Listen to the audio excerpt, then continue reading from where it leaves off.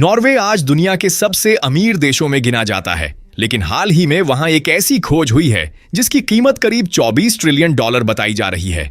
अगर यह सच साबित हुई तो दुनिया की पावर बैलेंस बदल सकती है। लेकिन असली सवाल यह है, नॉर्वे की इस खोज से चीन और अमेरिका क्यों परेशान हो सकते हैं? इस सवाल को समझने के लिए पहले यह समझना जरूरी है कि नॉर्वे पहले से ही दुनिया की ऊर्जा राजनीति में कितना बड़ा खिलाड़ी बन चुका है। जब रूस ने यूक्रेन पर हमला किया तो यूरोप के कई देशों को तेल और गैस की भारी जरूरत पड़ गई। ऐसे समय में नॉर्वे ने आगे बढ़कर सप्लाई बढ़ाई और कुछ ही समय में उसके पेट्रोलियम निर्यात लगभग 5 गुना बढ़ गए। इसी वजह से नॉर्वे यूरोप का सबसे बड़ा तेल और गैस सप्लायर बन गया। नॉर्वे की खास बात यह है कि वह अपने प्राकृतिक संसाधनों से मिलने वाले मुनाफे को तुरंत खर्च नहीं करता, बल्कि उसे भविष्य के लिए निवेश करता है। इसी सोच के कारण नॉर्वे ने एक सरकारी पेंशन फंड बनाया जो आज लगभग 1.5 ट्रिलियन डॉलर का हो चुका है। यानी हर नागरिक के हिस्से में औसतन करीब 2.7 लाख डॉलर की संपत्ति आती है। लेकिन हाल ही में नॉर्वे के स्टावेंगर शहर के दक्षिण में एक और बड़ी खोज हुई है जिसने पूरी दुनिया का ध्यान अपनी ओर खींच लिया है। यहां बहुत बड़ी मात्रा में फॉस्फेट नाम का खनिज मिला है। यह खनिज बेहद महत्वपूर्ण है क्योंकि इसका इस्तेमाल खाद बनाने, बैटरियों, सोलर पैनल और इलेक्ट्रिक कारों में होता है। अभी तक दुनिया का लगभग 70% फॉस्फेट मोरक्को में पाया जाता है और उसके बाद चीन, मिस्र और अल्जीरिया जैसे देशों का नंबर आता है। पश्चिमी देशों के लिए इन क्षेत्रों पर निर्भर रहना हमेशा आसान नहीं रहा क्योंकि इन इलाकों की राजनीति और रणनीतिक स्थिति काफी जटिल है। लेकिन अब नॉर्वे ने घोषणा की है कि उनके यहां करीब 70 अरब टन फॉस्फेट मौजूद हो सकता है।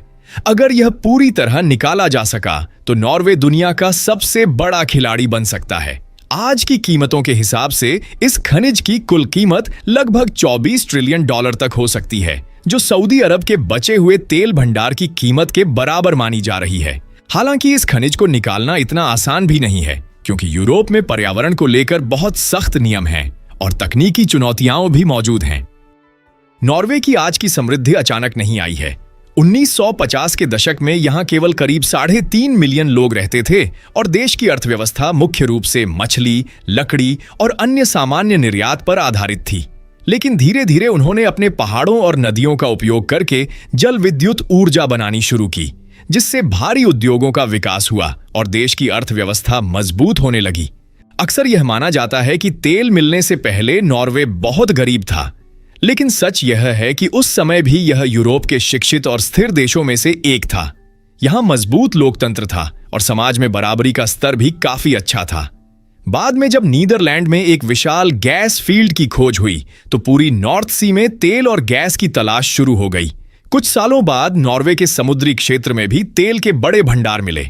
इसके बाद सरकार ने फैसला किया कि वह इस उद्योग को पूरी तरह अपने नियंत्रण में रखेगी। 1972 में उन्होंने एक सरकारी कंपनी बनाई जिसे आज इक्विनोर के नाम से जाना जाता है। इस कंपनी के जरिए नॉर्वे ने अपने तेल उद्योग पर मजबूत पकड़ बनाई और यह सुनिश्चित किया कि मुनाफे का बड़ा हिस्सा देश के अंदर ही रहे। दुनिया के कई देशों में प्राकृतिक संसाधन मिलने के बाद आर्थिक असमानता बढ़ जाती है और अमीर गरीब के बीच बड़ा अंतर पैदा हो जाता है। इसे अर्थशास्त्र में रिसोर्स कर्स कहा जाता है। लेकिन नॉर्वे इसका एक अलग उदाहरण है। यहां तेल की कमाई कुछ लोगों तक सीमित नहीं रही, बल्कि पूरे देश के विकास में लगाई गई। आज नॉर्वे में प्रति व्यक्ति आय 1 लाख डॉलर से ज्यादा है और लोगों का जीवन स्तर दुनिया के सबसे ऊंचे स्तरों में गिना जाता है। सरकार ने तेल से मिलने वाली कमाई को सीधे खर्च करने के बजाय अपने विशाल पेंशन फंड में जमा करना शुरू किया ताकि आने वाली पीढ़ियां भी इसका लाभ उठा सकें।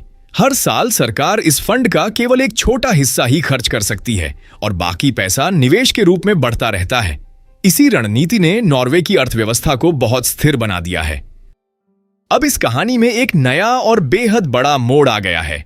नॉर्वे में जो फॉस्फेट का भंडार मिला है उसने पूरी दुनिया के आर्थिक और रणनीतिक समीकरण बदलने की क्षमता पैदा कर दी है।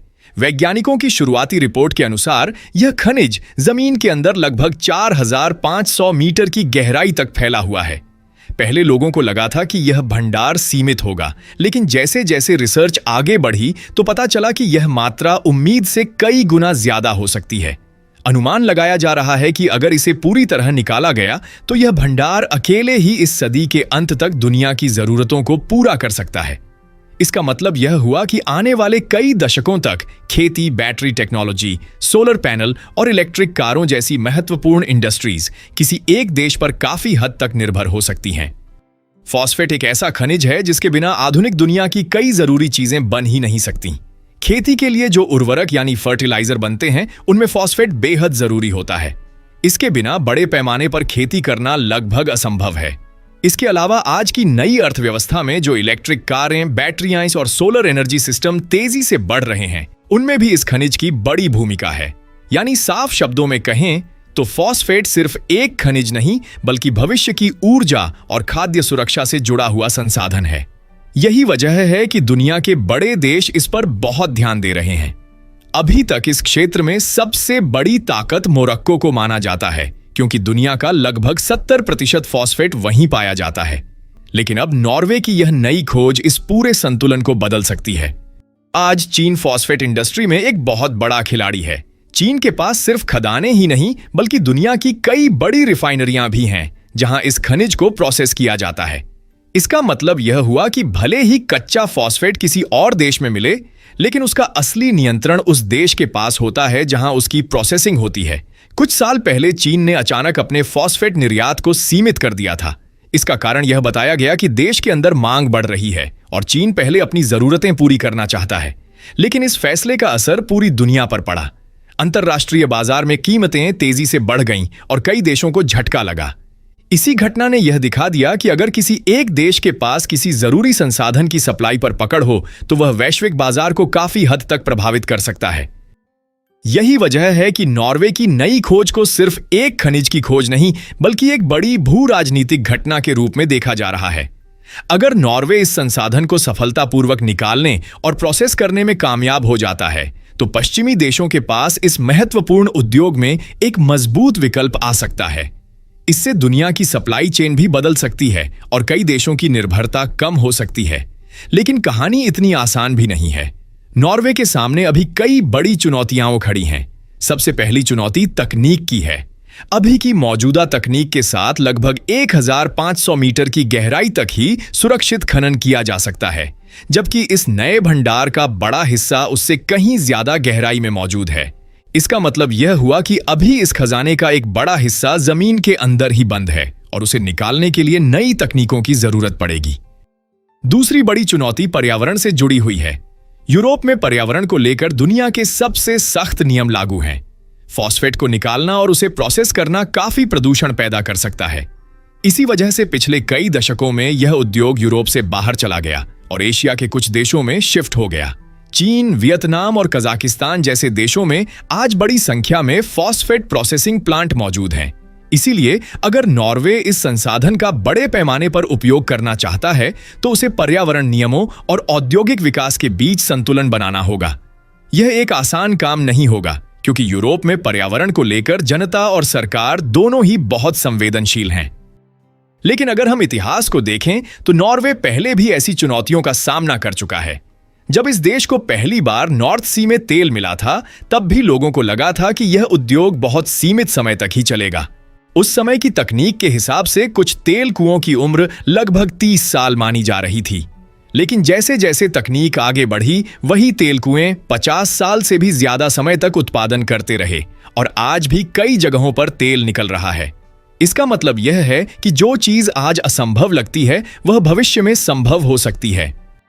अगर नॉर्वे इस नए खनिज का उपयोग उसी समझदारी के साथ करता है जैसा उसने तेल के साथ किया था, तो आने वाले दशकों में उसका सरकारी पेंशन फंड कई गुना बढ़ सकता है। अब भी यह फंड पहले ही दुनिया का सबसे बड़ा सॉवरेन वेल्थ फंड माना जाता है, लेकिन इस नई संपत्ति के जुड़ने से इसकी ताकत और भी बढ़ सकती है। कुछ विशेषज्ञों का मानना है कि अगर सब कुछ योजना के अनुसार हुआ तो भविष्य में नॉर्वे के हर नागरिक के हिस्से में लाखों डॉलर की संपत्ति आ सकती है। इसी कारण आज पूरी दुनिया की नजर इस छोटी सी स्कैंडिनेवियाई देश पर टिकी हुई है। यह खोज सिर्फ नॉर्वे की अर्थव्यवस्था को मजबूत करने वाली घटना नहीं है, बल्कि यह वैश्विक बाजार के संतुलन को भी बदल सकती है।